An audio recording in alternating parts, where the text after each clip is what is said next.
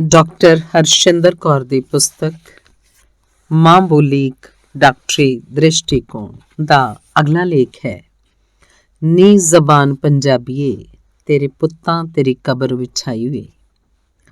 ਜਦੋਂ ਮੈਂ 7ਵੀਂ ਜਮਾਤ 'ਚ ਪੜ੍ਹਦੀ ਸੀ ਤਾਂ ਸਾਡੇ ਸਕੂਲ ਦੀ ਪ੍ਰਿੰਸੀਪਲ ਸਵੇਰ ਦੀ ਪ੍ਰਾਰਥਨਾ ਤੋਂ ਬਾਅਦ 10 ਮਿੰਟ ਬਾਈਬਲ ਜ਼ਰੂਰ ਪੜ੍ਹਾਉਂਦੀ ਹੁੰਦੀ ਸੀ। ਇੱਕ ਦਿਨ ਉਹਨਾਂ ਕਹਾਣੀ ਸੁਣਾਈ tower of Behbal the. Madam ਕਹਿਣ ਲੱਗੀ, ਇਰਾਕ 'ਚ ਕੁਝ ਲੋਕ ਰੱਬ ਤੱਕ ਪਹੁੰਚਣ ਦੀ ਕੋਸ਼ਿਸ਼ ਕਰਨਾ ਚਾਹੁੰਦੇ ਸਨ, ਇਸੇ ਲਈ ਉਹਨਾਂ ਬਹੁਤ ਉੱਚੀ ਮੀਨਾਰ ਬਣਾਉਣ ਦੀ ਕੋਸ਼ਿਸ਼ ਕੀਤੀ। ਜਦੋਂ ਮੀਨਾਰ ਅਸਮਾਨ ਨੂੰ ਛੂੰਹਦੀ ਮਹਿਸੂਸ ਹੋਣ ਲੱਗੀ ਤਾਂ ਰੱਬ ਨੂੰ ਫਿਕਰ ਪੈ ਗਿਆ ਕਿ ਹੁਣ ਕੋਈ ਤਰਕੀਬ ਵਰਤਣੀ ਚਾਹੀਦੀ ਹੈ। ਕਾਫੀ ਸੋਚ ਵਿਚਾਰ ਤੋਂ ਬਾਅਦ ਰੱਬ ਨੂੰ ਇੱਕ ਤਰਕੀਬ ਲੱਭੀ ਜਿਸ ਨਾਲ ਕਿਸੇ ਦਾ ਕੋਈ ਨੁਕਸਾਨ ਨਹੀਂ ਸੀ ਹੋਣਾ। ਉਹਨੇ ਜਾਦੂ ਨਾਲ ਰਾਤੋਂ ਰਾਤ ਸਭ ਕੰਮ ਤੇ ਲੱਗੇ ਬੰਦਿਆਂ ਦੀਆਂ ਬੋਲੀਆਂ ਬਦਲ ਦਿੱਤੀਆਂ। ਨਤੀਜੇ ਵਜੋਂ ਸਵੇਰੇ ਕੰਮ ਤੇ ਪਹੁੰਚੇ ਬੰਦਿਆਂ ਦੀ ਹਾਲਤ ਇਹ ਹੋ ਗਈ ਕਿ ਜਦੋਂ ਗਾਰਾ ਮੰਗਿਆ ਜਾਂਦਾ ਤਾਂ ਫੜਾਉਣ ਵਾਲਾ ਪੱਥਰ ਫੜਾ ਦਿੰਦਾ। ਇੱਕ ਦੂਜੇ ਦੀ ਬੋਲੀ ਦੀ ਸਮਝ ਨਾ ਆਉਣ ਕਰਕੇ ਪਹਿਲਾਂ ਉਹ ਗੁੱਸੇ ਹੋਣ ਲੱਗ ਪਏ, ਫਿਰ ਲੜਾਈ ਕਰਨ ਲੱਗ ਪਏ। ਸੋ ਮੀਨਾਰ ਦਾ ਕੰਮ ਰੁਕ ਗਿਆ। ਪਰ ਸੰਸਾਰ ਵਿੱਚ ਅਲੱਗ-ਅਲੱਗ ਕਿਸਮ ਦੀਆਂ ਬੋਲੀਆਂ ਹੋਂਦ ਵਿੱਚ ਆ ਗਈਆਂ। ਪੜ੍ਹਾਉਣ ਤੋਂ ਬਾਅਦ ਮੈਡਮ ਕਹਿਣ ਲੱਗੇ, ਤੁਸੀਂ ਬੋਲੋ ਮੈਂ ਸਮਝ ਜਾਂਦੀ ਹਾਂ, ਮੈਂ ਬੋਲਾਂ ਤੁਸੀਂ ਸਮਝ ਜਾਂਦੇ ਹੋ, ਪਰ ਇੱਕ ਭਾਸ਼ਾ ਹੈ ਜੋ ਬਿਨਾਂ ਬੋਲਿਆਂ ਸਮਝ ਆ ਜਾਂਦੀ ਹੈ, ਉਹ ਹੈ ਪਿਆਰ ਦੀ। ਹੁਣ ਤੁਸੀਂ ਸਮਝ ਹੀ ਚੁੱਕੇ ਹੋਗੇ ਕਿ ਜਦੋਂ ਵੀ ਇੱਕ ਦੂਜੇ ਦੀ ਭਾਸ਼ਾ ਸਮਝ ਨਾ ਆ ਰਹੀ ਹੋਵੇ ਤਾਂ ਲੜਾਈ ਕਰਨ ਦੀ ਬਜਾਏ ਪਿਆਰ ਤੇ ਮਿਲਵਰਤਨ ਰੱਖੋ ਤਾਂ ਰੱਬ ਤੇ ਵੀ ਜਿੱਤ ਪ੍ਰਾਪਤ ਕਰ ਸਕਦੇ ਹੋ। ਇਸ ਕਹਾਣੀ ਵਿਚਲਾ ਬੋਲੀ ਬਾਰੇ ਗੂੜ ਗਿਆਨ ਮੈਨੂੰ ਉਦੋਂ ਉੱਕਾ ਹੀ ਸਮਝ ਨਹੀਂ ਸੀ ਆਇਆ। ਫਿਰ ਇਸਲਾਮ ਦੀ ਨੀਂਹ ਪੱਕਿਆਂ ਕਰਨ ਵਾਲਾ ਹਜ਼ਰਤ ਮੁਹੰਮਦ ਦਾ ਇਤਿਹਾਸ ਪੜ੍ਹਿਆ। ਲਿਖਿਆ ਸੀ ਕਿ ਕਿਵੇਂ ਉਹਨਾਂ ਨੂੰ ਮੰਨਣ ਵਾਲੇ ਈਰਾਨ ਤੇ ਯੂਨਾਨ ਵਰਗੀਆਂ ਭਾਰੀਆਂ ਤਹਿਜ਼ੀਬਾਂ ਤੇ ਵੀ ਛਾ ਗਏ ਸਨ। 150 ਸਾਲ ਦੇ ਅੰਦਰ ਅੰਦਰ ਈਰਾਨ, ਚੀਨ, ਹਿੰਦੁਸਤਾਨ, ਮੱਧ ਏਸ਼ੀਆ, ਸਪੇਨ, ਅਫਰੀਕਾ ਤੇ ਫਰਾਂਸ ਦੇ ਬਾਰਡਰ ਤੱਕ ਫਤਿਹ ਪ੍ਰਾਪਤ ਕਰਨ ਤੋਂ ਬਾਅਦ ਹਜ਼ਰਤ ਉਮਰ ਨੂੰ ਪੁੱਛਿਆ ਗਿਆ ਕਿ ਫਤਿਹ ਕੀਤੇ ਸ਼ਹਿਰਾਂ ਦੀ ਬੋਲੀ ਵੱਖਰੀ ਹੈ ਤਾਂ ਕੀ ਇੱਥੇ ਅਰਬੀ ਜਾਰੀ ਕਰ ਦੇਣੀ ਚਾਹੀਦੀ ਹੈ? ਜਵਾਬ 'ਚ ਉਹਨਾਂ ਕਿਹਾ, ਬੋਲੀ ਤਾਂ ਅਪਣਾਓ ਪਰ ਲਿਪੀ ਆਪਣੀ ਜਾਰੀ ਕਰ ਦਿਓ। ਨਤੀਜੇ ਵਜੋਂ ਇਹਨਾਂ ਮੁਲਕਾਂ ਦੀ ਆਪਣੀ ਪਿਛਲੀ ਤਹਿਜ਼ੀਬ ਨਾਲ ਲਿਪੀ ਬਦਲਣ ਕਾਰਨ ਨਾਤਾ ਟੁੱਟ ਗਿਆ। ਇਸ ਇਤਿਹਾਸ ਵਿੱਚੋਂ ਇੰਨਾ ਕੁ ਨਿਚੋੜ ਤਾਂ ਮੈਨੂੰ ਸਮਝ ਲੱਗ ਗਿਆ ਕਿ ਆਪਣੀ ਤਹਿਜ਼ੀਬ ਨਾਲੋਂ ਨਾਤਾ ਤੋੜਨ ਵਿੱਚ ਮਾਂ ਬੋਲੀ ਤੋਂ ਟੁੱਟਣਾ ਹੀ ਬਥੇਰਾ ਹੁੰਦਾ ਹੈ। ਫਿਰ ਮੈਨੂੰ ਬੱਚੇ ਦੀ ਮਾਨਸਿਕਤਾ ਬਾਰੇ ਪੜ੍ਹਨ ਦਾ ਮੌਕਾ ਮਿਲਿਆ। ਮਾਂ ਬੋਲੀ ਦਾ ਬੱਚੇ ਦੇ ਵੱਧਦੇ ਦਿਮਾਗ ਉੱਤੇ ਪੈਂਦੇ ਅਸਰ ਬਾਰੇ ਕੀਤੀਆਂ ਅਨੇਕ ਖੋਜਾਂ ਪੜ੍ਹਨ ਦਾ ਵੀ ਮੌਕਾ ਮਿਲਿਆ। ਇਹਨਾਂ ਸਾਰੀਆਂ ਚੀਜ਼ਾਂ ਨੇ ਵੀ ਮੈਨੂੰ ਇੰਨਾ ਵਿਚਲਿਤ ਨਹੀਂ ਸੀ ਕੀਤਾ ਜਿੰਨਾ ਕਿ ਭਾਸ਼ਾ ਵਿਗਿਆਨੀਆਂ ਵੱਲੋਂ ਕੀਤੀ ਖੋਜ ਦਾ ਸਿੱਟਾ ਪੜ੍ਹ ਕੇ ਮੈਂ ਹੋ ਗਈ। ਭਾਸ਼ਾ ਵਿਗਿਆਨੀਆਂ ਨੇ ਅਮਰੀਕਾ, ਅਫਰੀਕਾ, ਆਸਟ੍ਰੇਲੀਆ ਤੇ ਏਸ਼ੀਆ ਵਿਚਲੀਆਂ ਕੁਝ ਭਾਸ਼ਾਵਾਂ ਦੀ ਮੌਤ ਦਾ ਐਲਾਨ ਕਰ ਦਿੱਤਾ ਤੇ ਕਾਫੀ ਹੋਰ ਭਾਸ਼ਾਵਾਂ ਦੇ ਦਰਦਨਾਕ ਅੰਤ ਬਾਰੇ ਆਗਾਹ ਵੀ ਕਰ ਦਿੱਤਾ। 1992 ਵਿੱਚ ਕ੍ਰਾਸ ਨੇ ਆਪਣੀ ਖੋਜ ਦੇ ਆਧਾਰ ਤੇ ਇਹ ਦੱਸਿਆ ਕਿ 6800 ਦੇ ਕਰੀਬ ਭਾਸ਼ਾਵਾਂ ਦੁਨੀਆ ਭਰ ਵਿੱਚ ਇਸ ਵੇਲੇ ਬੋਲੀਆਂ ਜਾ ਰਹੀਆਂ ਹਨ, ਪਰ ਇਹਨਾਂ ਵਿੱਚੋਂ ਲਗਭਗ ਅੱਧੀਆਂ 50% ਐਸੀਆਂ ਹਨ ਜਿਹੜੀਆਂ ਖਤਮ ਹੋਣ ਦੇ ਕਿਨਾਰੇ ਹਨ।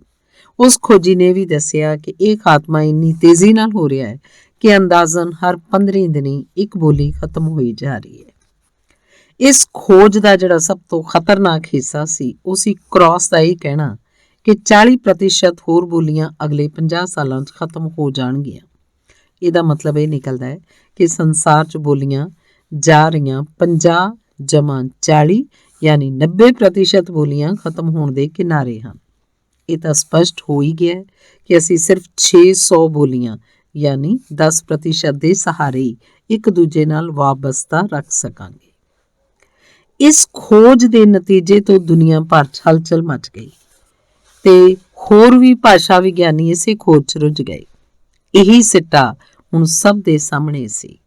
ਦਰਅਸਲ 1492 ਵਿੱਚ ਹੀ ਅਮਰੀਕਾ 'ਚ ਬੋਲੀਆਂ ਜਾ ਰਹੀਆਂ ਜ਼ਬਾਨਾਂ ਵਿੱਚੋਂ ਸੈਂਕੜੇ ਖਤਮ ਹੋਣ ਦੇ ਨੇੜੇ ਸਨ ਤੇ ਅੱਜ ਦੀ ਤਰੀਕ 'ਚ ਉਹ ਸਾਰੀਆਂ ਬੋਲੀਆਂ ਆਪਣੀ ਸੱਭਿਅਤਾ ਦੇ ਹਰ ਇੱਕ ਅੰਸ਼ ਸਮੇਤ ਲੋਪ ਹੋ ਚੁੱਕੀਆਂ ਹਨ। ਜਿਹੜੀਆਂ ਵੀ ਜ਼ਬਾਨਾਂ 20ਵੀਂ ਸਦੀ 'ਚ ਘਿਸੜਦੀਆਂ ਪਹੁੰਚੀਆਂ ਉਹਨਾਂ ਵਿੱਚੋਂ ਬਹੁਤੀਆਂ ਦੀ ਲਿਪੀਆਂ ਬਦਲ ਚੁੱਕੀਆਂ ਸਨ ਤੇ ਕੁਝ ਕੁ ਨੇ ਆਖਰੀ ਸਾਹ 20ਵੀਂ ਸਦੀ 'ਚ ਲੈ ਲਈ, ਜਿਵੇਂ ਵਿਸਕੌਨਸਿਨ ਵਿੱਚ ਮੋਹਿਕਨ, ਕੈਰੋਲੀਨਾ ਵਿੱਚ ਕੋਟਾਬਾ, ਕੈਲੀਫੋਰਨੀਆ 'ਚ ਯਾਹੀ, ਮੈਸੇਚੁਸੇਟਸ ਵਿੱਚ ਮਸ਼ਪੀ ਆਦਿ।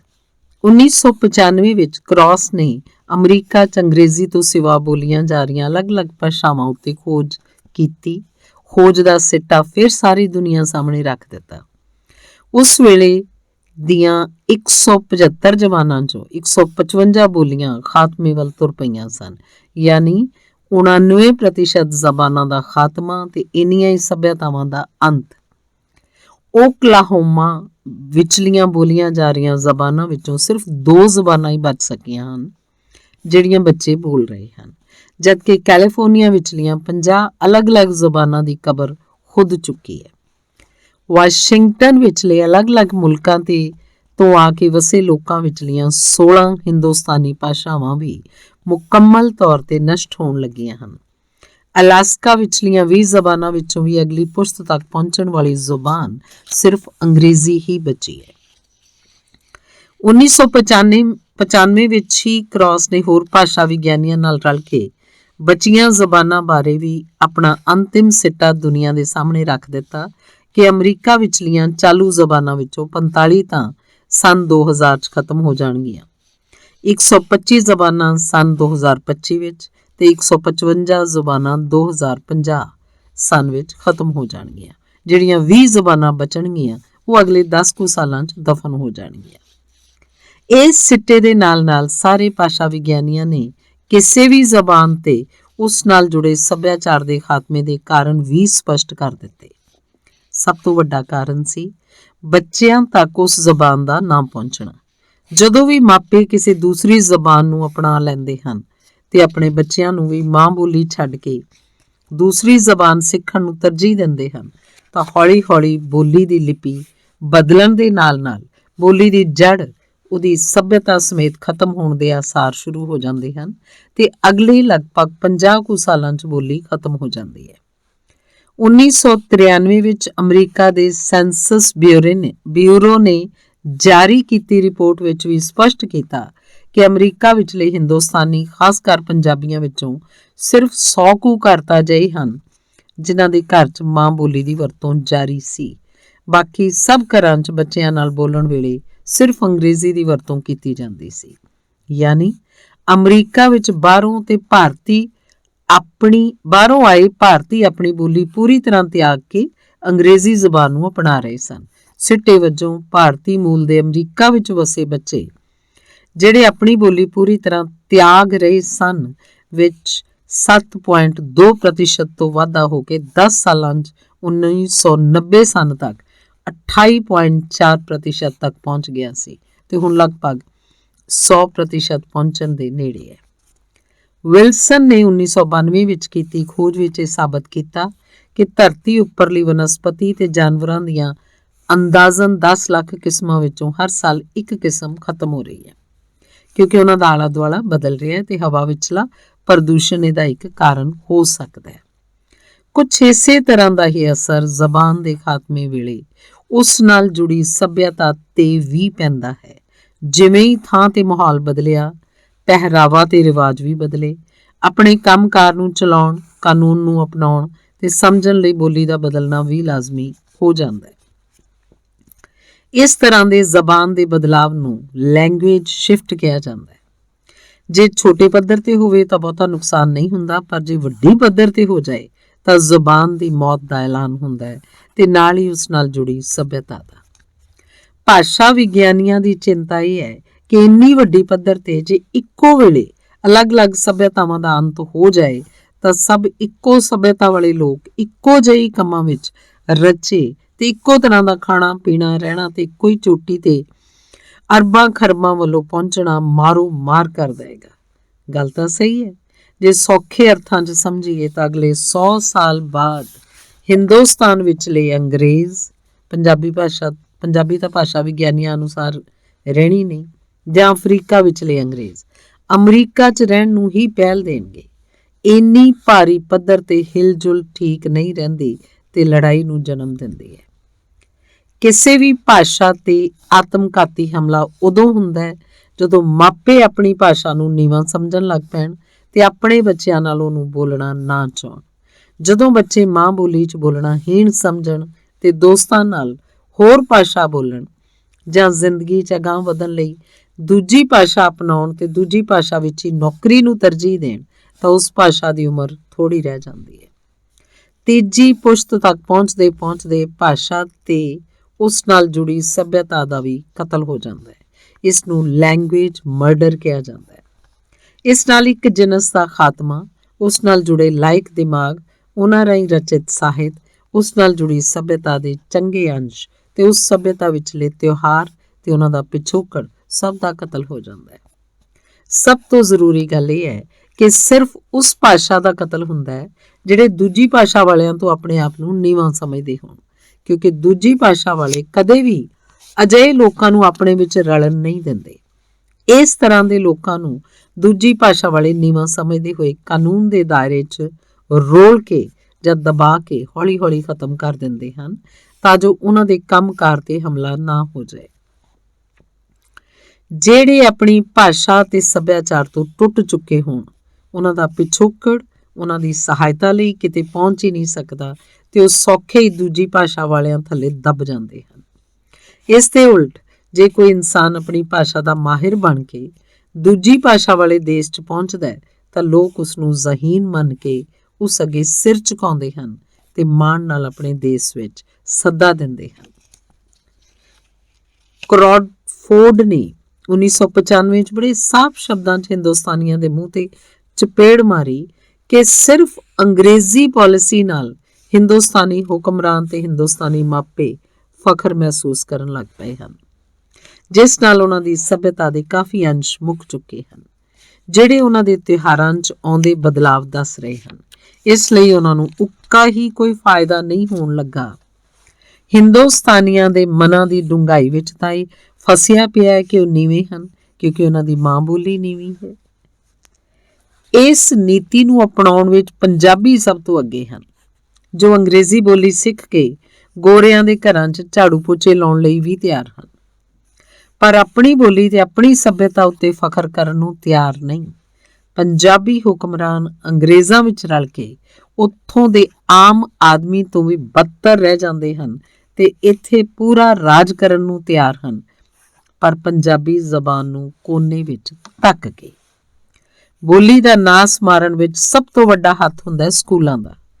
ਅਮਰੀਕੀ ਖੋਜੀਆਂ ਨੇ ਜ਼ਬਾਨਾਂ ਦੇ ਖਾਤਮੇ ਦੇ ਕਾਰਨਾਂ ਵਿੱਚੋਂ ਇਹ ਵੀ ਇੱਕ ਵੱਡਾ ਕਾਰਨ ਮੰਨਿਆ ਹੈ, ਖਾਸ ਕਰ ਪ੍ਰੀ ਨਰਸਰੀ ਸਕੂਲਾਂ 'ਚ ਵਰਤੀ ਜਾ ਰਹੀ ਮਾਂ ਬੋਲੀ ਤੋਂ ਸਿਵਾ ਕੋਈ ਹੋਰ ਜ਼ੁਬਾਨ। ਦੂਜੀ ਵੱਡੀ ਮਾਰ ਬੋਰਡਿੰਗ ਸਕੂਲਾਂ 'ਚ ਬੋਲੀ ਜਾ ਰਹੀ ਅੰਗਰੇਜ਼ੀ ਜ਼ਬਾਨ ਤੇ ਉਹਨੂੰ ਨਾ ਬੋਲਣ ਤੇ ਲੱਗੇ ਜੁਰਮਾਨੇ ਕਾਰਨ ਵੀ ਕਈ ਮਾਂ ਬੋਲੀਆਂ ਨਸ਼ਟ ਹੋ ਰਹੀਆਂ ਹਨ।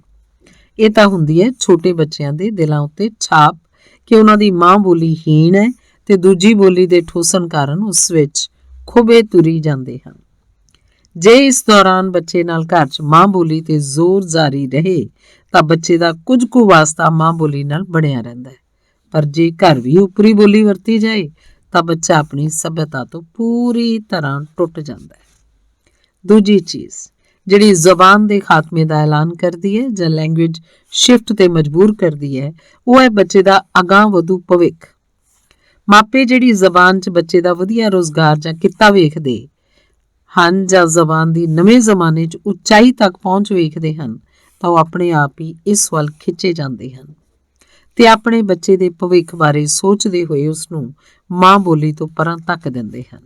ਜਿਹੜੀ ਤੀਜੀ ਜ਼ਰੂਰੀ ਚੀਜ਼ ਕਿਸੇ ਵੀ ਬੋਲੀ ਦੇ ਬਚਾਅ ਲਈ ਚਾਹੀਦੀ ਹੈ ਉਹ ਹੈ ਸਰਕਾਰੀ ਪੱਧਰ ਤੇ ਉਹਦੀ ਵਰਤੋਂ ਤੇ ਉਸ ਬੋਲੀ 'ਚ ਅਗਾਂਹ ਵਧੂ ਇੰਡਸਟਰੀ, ਜਿਵੇਂ ਕੰਪਿਊਟਰ ਵਿਚਲੇ ਰੁਜ਼ਗਾਰ, ਪੈਸੇ ਦਾ ਆਦਾਨ ਪ੍ਰਦਾਨ ਤੇ ਬੈਂਕਾਂ ਵਿੱਚ ਉਹਦੀ ਲਿਖਤੀ ਰੂਪ 'ਚ ਵਰਤੋਂ ਯਾਨੀ ਹਸਤਾਖਰਾਤ। ਆਖਰੀ ਜ਼ਰੂਰੀ ਚੀਜ਼ ਹੈ ਮਾਂ ਬੋਲੀ 'ਚ ਡਾਕਟਰੀ, ਇੰਜੀਨੀਅਰੀ ਜਾਂ ਹੋਰ ਵੀ ਅਜਿਹੇ ਕਿੱਤਿਆਂ 'ਚ ਮਾਹਰ ਹੋਣ ਲਈ ਪੜ੍ਹੀਆਂ ਜਾਣ ਵਾਲੀਆਂ ਕਿਤਾਬਾਂ।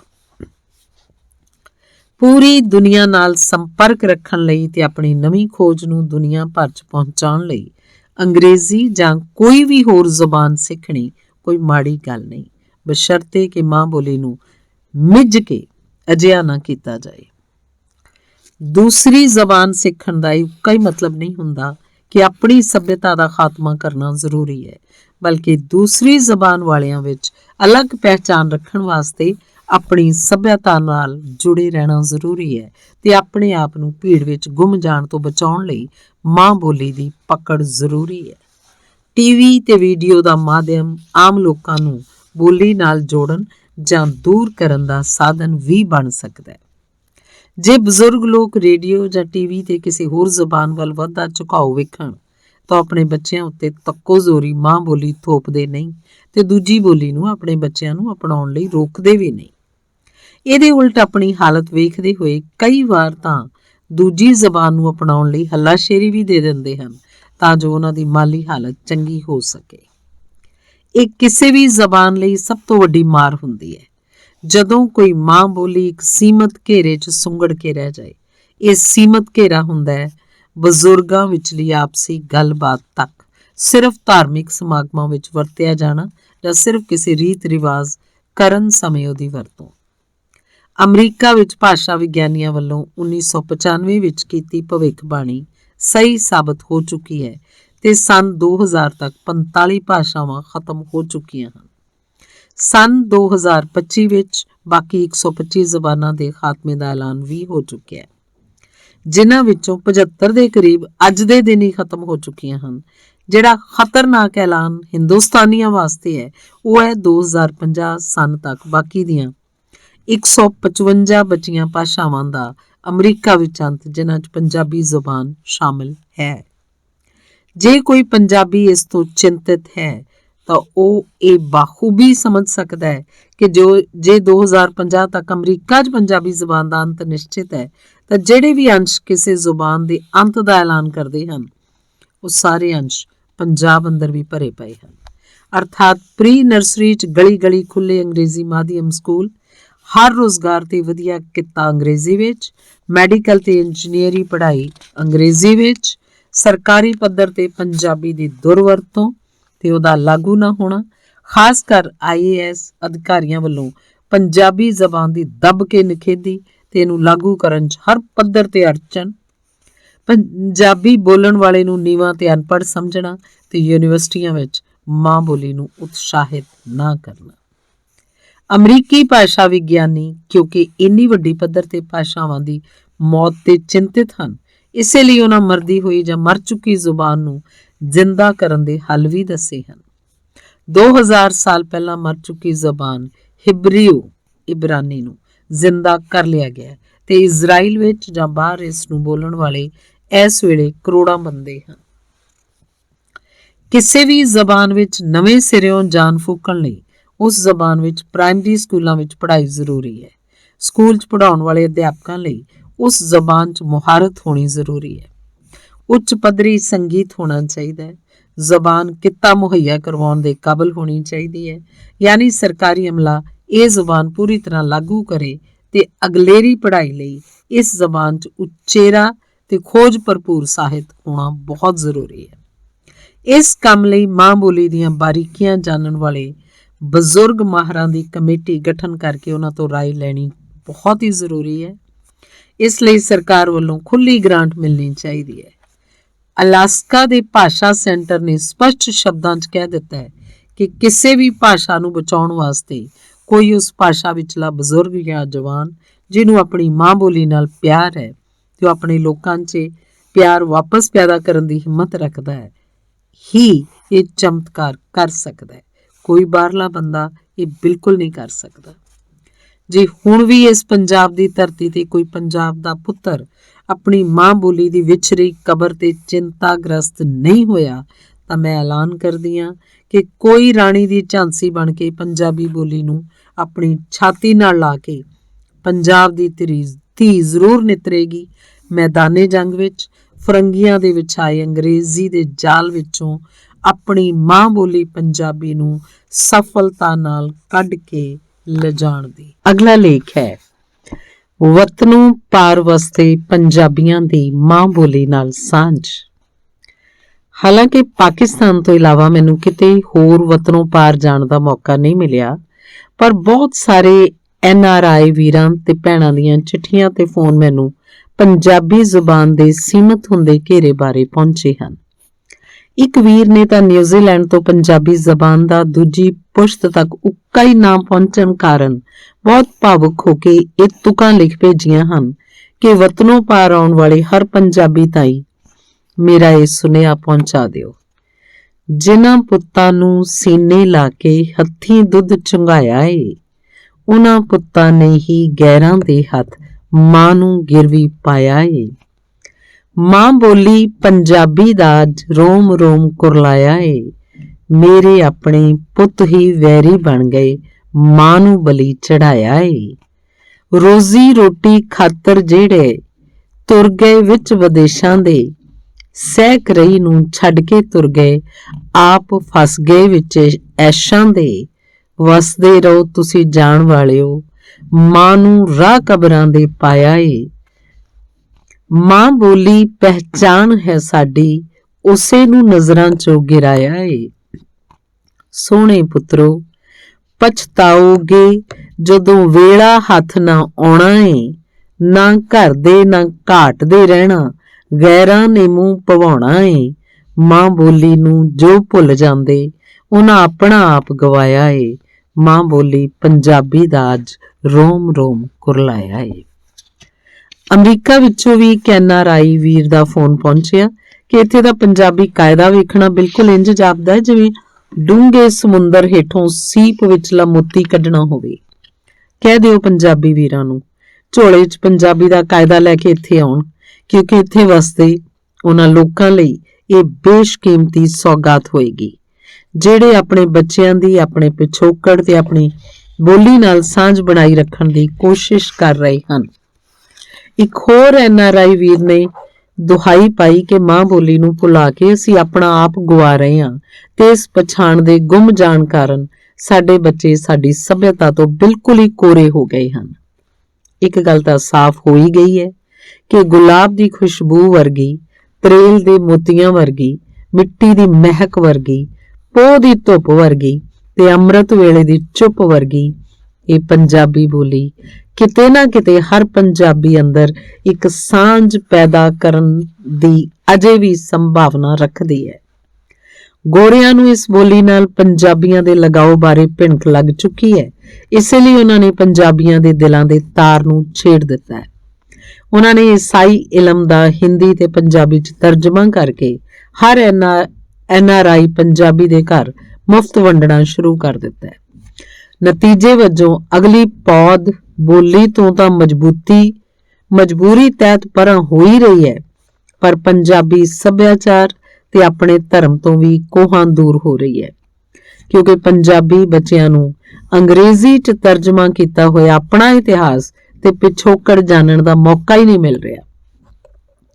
ਸਕੂਲਾਂ 'ਚ ਬਹੁ ਗਿਣਤੀ ਗੋਰਿਆਂ ਵਿੱਚ ਇੱਕਾ ਦੁੱਕਾ ਭਾਰਤੀ ਬੱਚਾ ਆਪਣੇ ਆਪ ਨੂੰ ਸਾਰੀ ਕਲਾਸ 'ਚ ਰਲਾਉਣ ਲਈ ਪੂਰੀ ਤਰ੍ਹਾਂ ਉਹਨਾਂ ਦੇ ਰੰਗ 'ਚ ਰੰਗਿਆ ਜਾਂਦਾ ਹੈ। ਬਿਲਕੁਲ ਇਸੇ ਹੀ ਤਰ੍ਹਾਂ ਕੰਮਕਾਜ ਵਿੱਚ ਤਰੱਕੀ ਦੇ ਲਾਲਚ ਨੂੰ ਉੱਥੋਂ ਦੇ ਰੰਗ 'ਚ ਰਚਣਾ ਵਤਨੋਂ ਪਾਰ ਭਾਰਤੀ ਮੂਲ ਵਾਲਿਆਂ ਲਈ ਜ਼ਰੂਰਤ ਬਣ ਜਾਂਦੀ ਹੈ। ਵਤਨੋਂ ਪਾਰ ਬਣੇ ਕੁਝ ਗੁਰਦੁਆਰਿਆਂ 'ਚ ਇਸ ਮਸਲੇ ਨੂੰ ਹੱਲ ਕਰਨ ਦਾ ਯਤਨ ਸ਼ੁਰੂ ਹੋ ਚੁੱਕਾ ਹੈ, ਕਿਉਂਕਿ ਗੁਰਦੁਆਰੇ ਨੂੰ ਸਿਰਫ ਇੱਕ ਧਾਰਮਿਕ ਅਸਥਾਨ ਬਣਾਉਣ ਦੀ ਬਜਾਏ ਸੱਭਿਆਚਾਰ ਤੇ ਸਿੱਖਿਆ ਦਾ ਕੇਂਦਰ ਬਣਾਉਣ ਦੇ ਯਤਨ ਵੀ ਕੀਤੇ ਜਾ ਰਹੇ ਹਨ। ਮੈਨੂੰ ਦੱਸਿਆ ਗਿਆ ਹੈ ਕਿ ਉੱਥੇ ਪੰਜਾਬੀ ਸਿਖਾਉਣ ਦੇ ਯਤਨ ਵੀ ਕੀਤੇ ਜਾ ਰਹੇ ਹਨ। ਛੋਟੇ ਪਹਿਲੀ ਜਮਾਤ ਤੱਕ ਦੇ ਸਕੂਲ ਵੀ ਖੋਲੇ ਗਏ ਹਨ ਤੇ ਗੁਰਦੁਆਰੇ ਦੀ ਹੱਦ ਦੇ ਅੰਦਰ ਹੀ ਡਿਸਪੈਂਸਰੀ ਵੀ ਬਣਾਈ ਗਈ ਹੈ। ਧਾਰਮਿਕ ਸਾਹਿਤ ਦੀਆਂ ਕਿਤਾਬਾਂ ਵੀ ਉੱਥੇ ਮੁਹੱਈਆ ਕਰਵਾਈਆਂ ਗਈਆਂ ਹਨ ਤੇ ਸਾਰੇ ਪੰਜਾਬੀਆਂ ਨੂੰ ਸਾਲ 'ਚ ਇੱਕ ਵਾਰੀ ਆਪਣੇ ਬੱਚਿਆਂ ਨੂੰ 20 ਦਿਨਾਂ ਲਈ ਉੱਥੇ ਅੰਦਰ ਬਣੇ ਹੋਸਟਲ 'ਚ ਇਕੱਠੇ ਭੇਜਣ ਲਈ ਕਿਹਾ ਜਾਂਦਾ ਹੈ। ਇਸ ਨਾਲ ਸਾਰੇ ਪੰਜਾਬੀ ਮੂਲ ਵਾਲੇ ਬੱਚਿਆਂ ਦੀ ਸਾਂਝ ਵੀ ਬਣੀ ਰਹਿੰਦੀ ਹੈ ਤੇ ਉਹਨਾਂ ਦੀ ਆਪਣੇ ਪਿਛੋਕੜ ਤੇ ਸੱਭਿਆਚਾਰ ਨਾਲ ਜਾਣ ਪਛਾਣ ਵੀ ਹੁੰਦੀ ਰਹਿੰਦੀ ਹੈ। ਧਾਰਮਿਕ ਸਮਾਗਮ ਵੀ ਕਰਵਾਏ ਜਾਂਦੇ ਹਨ ਜਿੱਥੇ ਬੱਚਿਆਂ ਨੂੰ ਸ਼ਬਦ ਗਾਉਣ ਲਈ ਉਤਸ਼ਾਹਿਤ ਕੀਤਾ ਜਾਂਦਾ ਹੈ। ਇਸ ਤਰ੍ਹਾਂ ਪੰਜਾਬੀ ਬੱਚਾ ਭਾਵੇਂ ਕਿੰਨਾ ਵੀ ਪੱਛਮੀ ਸੱਭਿਅਤਾ 'ਚ ਰੰਗਿਆ ਜਾਵੇ, ਪਰ ਆਪਣੀ ਬੋਲੀ ਬਾਰੇ ਜਾਣੂ ਰਹਿੰਦਾ ਹੈ ਤੇ ਹੋਰ ਵੀ ਆਪਣੇ ਵਰਗਿਆਂ ਦੀ ਹੋਂਦ ਦੇ ਅਹਿਸਾਸ ਨਾਲ ਉਸ ਅੰਦਰ ਉਪਰੇ ਦੇਸ਼ ਵਿੱਚ ਵੀ ਅੰਦਰੂਨੀ ਤਾਕਤ ਬਣੀ ਰਹਿੰਦੀ ਹੈ। ਇਹ ਸਭ ਕੁਝ ਬੱਚੇ ਨੂੰ ਆਪਣੀ ਵੱਖਰੀ ਪਛਾਣ ਤੇ ਹੋਂਦ ਕਾਇਮ ਕਰਨ ਵਿੱਚ ਸਹਾਈ ਹੁੰਦਾ ਹੈ ਤੇ ਭੀੜ ਪੈਣ ਤੇ ਪੰਜਾਬ ਵਿਚਲੇ ਪੰਜਾਬੀ ਵੀ ਪ੍ਰਵਾਸੀ ਪੰਜਾਬੀਆਂ ਦੀ ਹਮਾਇਤ ਵਿੱਚ ਉੱਠ ਖੜੇ ਹੁੰਦੇ ਹਨ। ਸੱਚ ਹੀ ਤਾਂ ਹੈ। ਸਾਨੂੰ ਗੁੜਤੀ ਦੇ ਵਿੱਚ ਨੁਸਖਾ ਮਿਲਿਆ ਜਾਨ ਲੜਾਉਣ ਦਾ, ਆਪਣੇ ਖੂਨ ਦਾ ਇੱਕ ਇੱਕ ਕਤਰਾ ਦੇਸ਼ ਲਈ ਵਹਾਉਣ ਦਾ। ਸਾਡੇ ਬਜ਼ੁਰਗਾਂ ਗੁਰ ਦੱਸਿਆ ਹਿੱਕ ਤਾਣ ਕੇ ਜਿਉਣ ਦਾ, ਸਾਨੂੰ ਮਾਣ ਰਹੇਗਾ ਸਦੀਆਂ ਤੱਕ ਪੰਜਾਬੀ ਹੋਣ ਦਾ। ਜੇ ਪ੍ਰਵਾਸੀ ਪੰਜਾਬੀਆਂ ਨੇ ਆਪਣੇ ਬੱਚਿਆਂ ਨੂੰ ਪੰਜਾਬੀ ਸੱਭਿਆਚਾਰ ਨਾਲ ਬੰਨੀ ਰੱਖਣਾ ਹੈ ਤਾਂ ਇਸ ਸਭ ਕਾਸੇ ਲਈ ਪੰਜਾਬੀ ਬੋਲੀ ਨੂੰ ਜਿੰਦਾ ਰੱਖਣਾ ਜ਼ਰੂਰੀ ਹੈ। ਇਹਦਾ ਮਤਲਬ ਸਾਫ਼ ਹੈ ਕਿ ਪ੍ਰਵਾਸੀ ਪੰਜਾਬੀ ਘਰਾਂ 'ਚ ਆਪਣੇ ਬੱਚਿਆਂ ਨਾਲ ਪੰਜਾਬੀ 'ਚ ਗੱਲਬਾਤ ਕਰਨ ਤਾਂ ਹੀ ਇਹ ਜ਼ਬਾਨ ਜਿੰਦਾ ਰਹਿ ਸਕਦੀ ਹੈ, ਨਹੀਂ ਤਾਂ ਇਹਦੀ ਮੌਤ ਤੀਸਰੀ ਪੀੜ੍ਹੀ ਤੱਕ ਨਿਸ਼ਚਿਤ ਹੋ ਜਾਣੀ ਹੈ। ਇੱਕ ਗੱਲ ਤਾਂ ਪੱਕੀ ਹੈ ਕਿ ਅਮਰੀਕਨ ਲੋਕ ਪੰਜਾਬੀਆਂ ਨੂੰ ਪੂਰੀ ਤਰ੍ਹਾਂ ਆਪਣੇ 'ਚ ਰਲਣ ਨਹੀਂ ਦੇਣ ਲੱਗੇ ਤੇ ਕਹਾਉਣਗੇ ਉਹ ਪ੍ਰਵਾਸੀ ਪੰਜਾਬੀ। ਜੇ ਪ੍ਰਵਾਸੀ ਪੰਜਾਬੀ ਆਪਣੀ ਮਾਂ ਬੋਲੀ ਨੂੰ ਆਪਣੇ ਬੱਚਿਆਂ ਤੱਕ ਨਾ ਪਹੁੰਚਾ ਸਕੇ ਤਾਂ ਉਹਨਾਂ ਦੇ ਬੱਚੇ ਪੰਜਾਬ ਦੀ ਧਰਤੀ ਨਾਲ ਕੀ ਮੋਹ ਪਾਲਣਗੇ ਤੇ ਪੰਜਾਬ ਵਿਚਲੇ ਪੰਜਾਬੀ ਉਹਨਾਂ ਦੀ ਮਦਦ ਲਈ ਕਿਵੇਂ ਅੱਗੇ ਆਉਣਗੇ। ਪ੍ਰਵਾਸੀ ਪੰਜਾਬੀਆਂ ਦੀ ਦੂਜੀ ਜਾਂ ਤੀਜੀ ਪੀੜ੍ਹੀ ਦੇ ਬਥੇਰੇ ਬੱਚੇ ਐਸੇ ਹਨ ਜਿਨ੍ਹਾਂ ਨੇ ਪੰਜਾਬ ਦੀ ਧਰਤੀ ਤੇ ਕਦੇ ਪੈਰ ਪਾਇਆ ਹੀ ਨਹੀਂ। ਉਹਨਾਂ ਦਾ ਪੰਜਾਬੀ ਬੋਲ ਤੇ ਸੱਭਿਆਚਾਰ ਤੋਂ ਨਾਤਾ ਟੁੱਟ ਚੁੱਕਿਆ ਹੈ। ਅਜਿਹੇ ਬੱਚੇ ਪੰਜਾਬੀ ਬੋਲੀ ਨਾਲ ਕੀ ਮੋਹ ਪਾਲ ਸਕਦੇ ਹਨ। ਅਫਸੋਸ ਦੀ ਗੱਲ ਇਹ ਹੈ ਕਿ ਉਹਨਾਂ ਦੇ ਮਾਪੇ ਉਹਨਾਂ ਨੂੰ ਵੱਖਰੀ ਪਛਾਣ ਹੀ ਨਹੀਂ ਦੇ ਸਕੇ ਤੇ ਅਜਿਹੇ ਬੱਚੇ ਅਮਰੀਕਨਾਂ ਦੀ ਵੱਡੀ ਭੀੜ 'ਚ ਗੁੰਮ ਜਾਣ ਲਈ ਤਿਆਰ ਹਨ, ਭਾਵੇਂ ਜਾਤ ਤੇ ਰੰਗ ਦੇ ਵਿਤਕਰੇ ਨੂੰ ਵੀ ਸਹਿਣਾ ਪਵੇ। ਹੁਣ ਸਵਾਲ ਇਹ ਉੱਠਦਾ ਹੈ ਕਿ ਉਹ ਪ੍ਰਵਾਸੀ ਪੰਜਾਬੀ ਜਿਨ੍ਹਾਂ ਦੇ ਦਿਲਾਂ ਅੰਦਰ ਪੰਜਾਬ ਦੀ ਧਰਤੀ ਨਾਲ ਮੋਹ ਅਜੇ ਜਿਉਂਦਾ ਹੈ ਤੇ ਆਪਣੀ ਮਾਂ ਬੋਲੀ ਤੇ ਫਖਰ ਮਹਿਸੂਸ ਕਰਦੇ ਹਨ, ਮਾਂ ਬੋਲੀ ਨੂੰ ਜ਼ਿੰਦਾ ਰੱਖਣ ਲਈ ਕੀ ਕਰਨ। ਇਹ ਤਾਂ ਪੱਕੀ ਗੱਲ ਹੈ ਕਿ ਜੇ ਪ੍ਰਵਾਸੀ ਪੰਜਾਬੀ ਦੁਨੀਆ ਭਰ ਵਿੱਚ ਫਖਰ ਨਾਲ ਸਿਰ ਉੱਚਾ ਕਰਕੇ ਫਿਰ ਰਹੇ ਹਨ ਤਾਂ ਆਪਣੇ ਪਿਛੋਕੜ ਤੇ ਇਤਿਹਾਸ ਕਾਰਨ।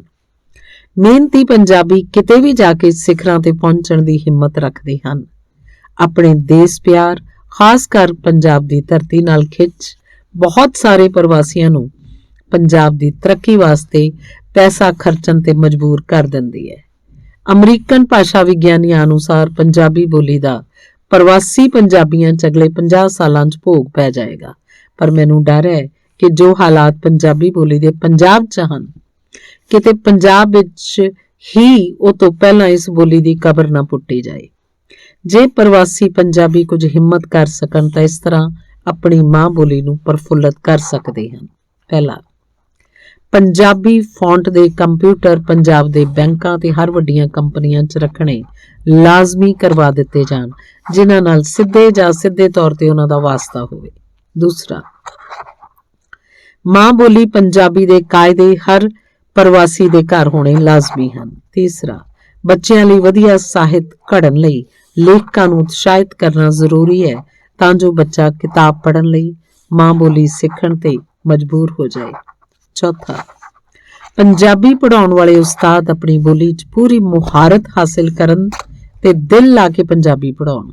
ਇਸ ਵਾਸਤੇ ਜੇ ਪ੍ਰਵਾਸੀ ਮਹੀਨੇ ਦੇ $50 ਵੀ ਪੰਜਾਬ ਵਿਚਲੇ ਪੰਜਾਬੀ ਦੇ ਮਾਹਿਰ ਉਸਤਾਦ ਲਈ ਭੇਜਣਾ ਸ਼ੁਰੂ ਕਰ ਦੇਣ ਤਾਂ ਪੰਜਾਬੀ ਜ਼ਬਾਨ ਦੇ ਕਈ ਉਪਾਸ਼ਕ ਪੈਦਾ ਹੋ ਜਾਣਗੇ ਤੇ ਮਰਦੀ ਜ਼ਬਾਨ 'ਚ ਜਾਨ ਪੈ ਜਾਏਗੀ।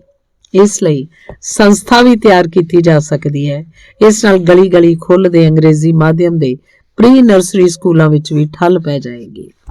ਪੰਜਵਾਂ, ਜੇ ਈਸਾਈ ਧਰਮ ਦੇ ਸਾਹਿਤ ਦਾ ਤਰਜਮਾ ਪੰਜਾਬੀ 'ਚ ਹੋ ਸਕਦਾ ਹੈ ਤਾਂ ਆਪਣੇ ਧਰਮ ਦਾ ਤਰਜਮਾ ਅੰਗਰੇਜ਼ੀ 'ਚ ਕਰਕੇ ਅੰਗਰੇਜ਼ ਬੱਚਿਆਂ ਨੂੰ ਵੀ ਵੰਡਿਆ ਜਾ ਸਕਦਾ ਹੈ ਤਾਂ ਜੋ ਉਹ ਵੀ ਇਸ ਪਿਛੋਕੜ ਬਾਰੇ ਜਾਣਨ ਜਿਸ ਤੇ ਪੰਜਾਬੀ ਫਖਰ ਕਰਦੇ ਹਨ।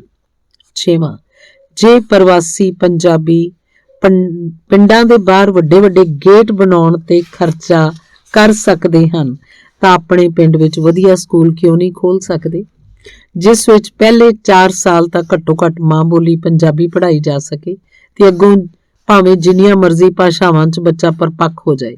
ਇਹ ਬੱਚੇ ਦੀ ਵਧੀਆ ਮਾਨਸਿਕਤਾ ਲਈ ਜ਼ਰੂਰੀ ਹੈ। ਸੱਤਵਾਂ, ਕਿੱਤਾ ਮੁਹੱਈਆ ਕਰਵਾਉਣ ਵਾਲੀਆਂ ਸੰਸਥਾਵਾਂ ਵੀ ਖੋਲ੍ਹੀਆਂ ਜਾ ਸਕਦੀਆਂ ਹਨ ਜਿਨ੍ਹਾਂ ਨਾਲ ਨੌਜਵਾਨ ਪੰਜਾਬੀਆਂ ਦੀ ਮਾਲੀ ਹਾਲਤ ਬਿਹਤਰ ਹੋ ਜਾਏਗੀ ਤੇ ਵਤਨੋਂ ਪਾਰ ਜਾਣ ਦੀ ਹੋੜ ਵੀ ਕੁਝ ਘਟੇਗੀ। ਅੱਠਵਾਂ, ਆਮ ਹੀ ਵੇਖਿਆ ਗਿਆ ਕਿ ਪ੍ਰਵਾਸੀ ਪੰਜਾਬੀ 50-60 ਲੱਖ ਇੱਕ ਟੂਰਨਾਮੈਂਟ ਤੇ ਖਰਚ ਕਰ ਦਿੰਦੇ ਹਨ। ਜੇ ਇਸ ਦਾ 10ਵਾਂ ਹਿੱਸਾ ਵੀ ਪੰਜਾਬੀ ਜ਼ਬਾਨ ਨੂੰ ਪ੍ਰਫੁੱਲਤ ਕਰਨ ਚ ਲਗਾ ਦੇਣ ਤਾਂ ਪੰਜਾਬ ਦੀ ਨੁਹਾਰ ਹੀ ਬਦਲ ਜਾਏਗੀ। ਵਧੀਆ ਸਾਹਿਤ ਦੀ ਘਾਟ ਹੀ ਪੰਜਾਬੀ ਜ਼ਬਾਨ ਨੂੰ ਹੇਠਾਂ ਵੱਲ ਧੱਕ ਰਹੀ ਹੈ ਤੇ ਨੌਜਵਾਨ ਪੀੜ੍ਹੀ ਇਸ ਜ਼ਬਾਨ ਨੂੰ ਕਿੱਤਾ ਮੁਹੱਈਆ ਕਰਵਾਉਣ ਤੋਂ ਅਸਮਰਥ ਸਮਝ ਕੇ ਇਹਨੂੰ ਨੀਵੀਂ ਸਮਝਦੇ ਹੋਏ ਇਸ ਤੋਂ ਪਰਾਂ ਵੱਲ ਖਿੱਚੀ ਜਾ ਰਹੀ ਹੈ। ਪੰਜਾਬੀ 'ਚ ਲਿਖੇ ਸਾਹਿਤ ਨੂੰ ਪ੍ਰੋਤਸਾਹਿਤ ਕਰਨ ਲਈ ਪ੍ਰਵਾਸੀ ਪੰਜਾਬੀ ਬਹੁਤ ਵੱਡਾ ਰੋਲ ਅਦਾ ਕਰ ਸਕਦੇ ਹਨ। ਹਰ ਪੰਜਾਬੀ ਲਈ, ਭਾਵੇਂ ਉਹ ਪੰਜਾਬ ਵਿੱਚ ਹੈ ਤੇ ਭਾਵੇਂ 7 ਸਮੁੰਦਰ ਪਾਰ, ਇਹ ਗੱਲ ਯਾਦ ਰੱਖਣ ਵਾਲੀ ਹੈ, ਸਾਡੀ ਜਾਤ ਏ ਪੰਜਾਬੀ, ਸਾਡੀ ਪਾਤ ਏ ਪੰਜਾਬੀ, ਸਾਨੂੰ ਲਾਡ ਲਡਾਉਣ ਵਾਲੀ ਮਾਂ ਤੇ ਪੰਜਾਬੀ, ਸਾਡਾ ਦੀਨ ਈਮਾਨ ਤੇ ਔਕਾਤ ਏ ਪੰਜਾਬੀ। ਕਿਤੇ ਭੁੱਲ ਨਾ ਜਾਇਓ ਪੰਜਾਬੀਓ, ਗੁਰੂਆਂ ਤੇ ਪੀਰਾਂ ਵੱਲੋਂ ਮਿਲੀ ਸੌਗਾਤ ਏ ਪੰਜਾਬੀ। ਧੰਨਵਾਦ।